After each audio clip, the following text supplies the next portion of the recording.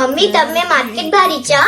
हाँ धन तोर किछि दरकार मु तम सहित जाइथांते आसला बेले टिके चिकन नहीं आसतांती हाँ नियो बन बेटा पी दियो ओके चलो जीवा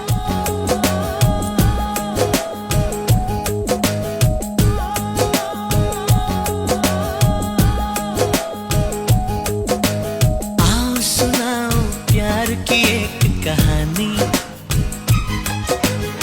एक था लड़का एक थी लड़की दीवानी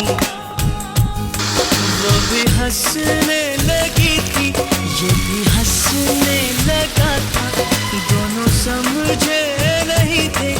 वो जो होने लगा था